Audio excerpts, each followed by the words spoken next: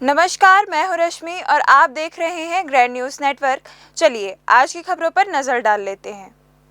बिलासपुर के रतनपुर थाना क्षेत्र से एक बेहद दुखद घटना सामने आई, जहां प्रसिद्ध रत्नेश्वर तालाब में कमल ककड़ी ढेस निकालने उतरा एक 43 वर्षीय युवक गहरे पानी में डूब गया, जिससे उसकी मौत मौके पर ही हो गई। मृतक की पहचान करेहापारा निवासी कैलाश केवट के रूप में हुई है। बताया जा रहा है कि कैलाश रोजाना की तरह बाजार में बेचने के लिए तालाब से कमल ककड़ी निकालने गया था, लेकिन काम के दौरान पैर फिसलने या अंदाजा ना मिल पाने की वजह से वह तालाब के गहरे हिस्से में चला गया।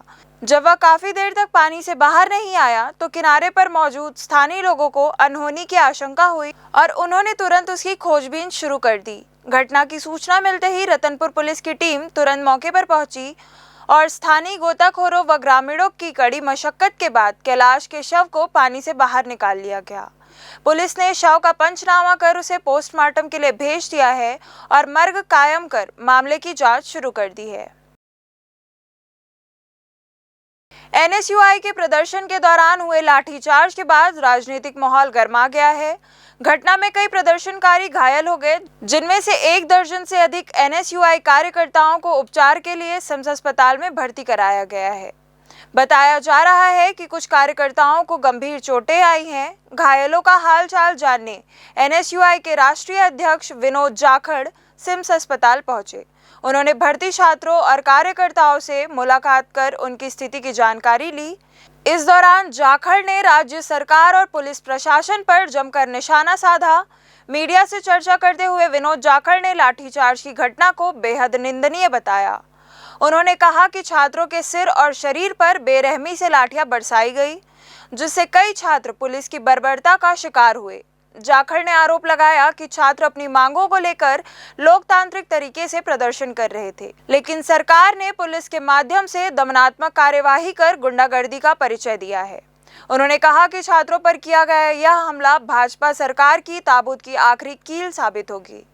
साथ ही चेतावनी देते हुए कहा कि यदि प्रदर्शनकारी छात्रों पर एफआईआर दर्ज की जाती है तो एनएसयूआई भी संबंधित पुलिस अधिकारियों के खिलाफ एफआईआर दर्ज कराने की कार्यवाही करेगी।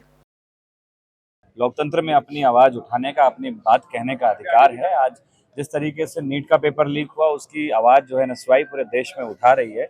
आज हमारा मार्च था, हम लोगों ने घेराव किया केंद्रीय मंत्री के घर का, लेकिन जिस तरीके से पुलिस ने वाटर कैनन चलाए, हमारे युवाओं पे लाठी चार्ज किया, बेहद निंदनीय है। हम कड़े शब्दों में इनकी निंदा करते हैं। अभी भी अंदर हमारे दर्जनों एनएसयूआई के कार्यकर्ता और स्टूडेंट जो हैं घायल हैं। सर पे लाठी मारना, ये क्या छत्तीसगढ़ पुलिस की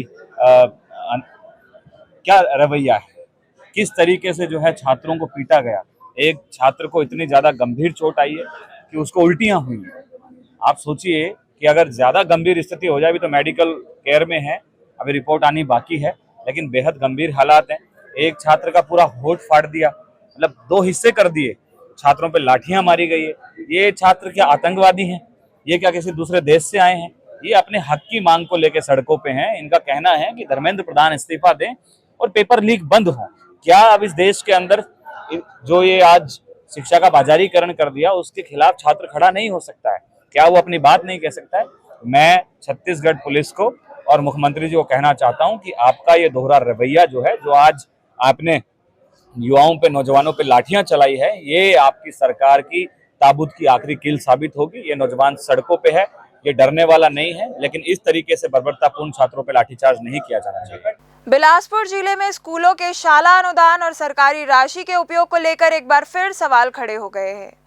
सिरगिट्टी और देवरी खुर्द संकुल के बाद अब कोटा विकासखंड के प्राथमिक शाला परसापानी और प्राथमिक शाला छतौना में वित्तीय अनियमितताओं की शिकायत सामने आई है। जानकारी के अनुसार सामग्री खरीदी और अन्य खर्चों के नाम पर लगाए कुछ बिलों को लेकर संदेह जताया जा रहा है। आरोप है कि जिन दुकानों के नाम से बिल लगाए गए, संबंधित दुकानदारों ने ऐसे बिल जारी करने से इनकार किया है। मामले को गंभीरता से लेते हुए कोटा विकासखंड शिक्षा अधिकारी ने दोनों स्कूलों के प्रधान पाठकों को नोटिस जारी कर 3 दिन के भीतर जवाब प्रस्तुत करने के निर्देश दिए हैं। वहीं जिला शिक्षा अधिकारी विजय तांडे ने कहा कि शिकायत प्राप्त हुई है और मामले की जांच कराई जा रही है। जांच रिपोर्ट आने के बाद नियमानुसार आगे की कार्यवाही की जाएगी। अब सभी की नजर इस बात पर है कि जांच में क्या तथ्य सामने आते हैं और जिम्मेदारों पर क्या कार्यवाही होती है। पेपर में भी आया हुआ था, जिसमें हमने विकासखंड शिक्षा अधिकारी को निर्देश दिया है और विकासखंड शिक्षा अधिकारी उन पर जांच करा रहे हैं। मुझे ऐसा लगता है कि उस पर हो सकता है ज्ञान का अभाव रहा होगा, प्रक्रिया का अभाव रहा होगा, उसके कारण हुआ होगा। चूँकि ये जो भुगतान है लाइव होता है, ऑनलाइन होता है और PFMS के माध्यम से होता है, तो इस तरह से कहा जाना कि घोटाला हुआ है, ऐसा कहा जाना उचित प्रतीत नहीं होता है। क्योंकि आवंटन ही बहुत कम मिलता है, तो उसमें लाखों रुपया का कहना थोड़ा अतिशयोक्ति होगी हो।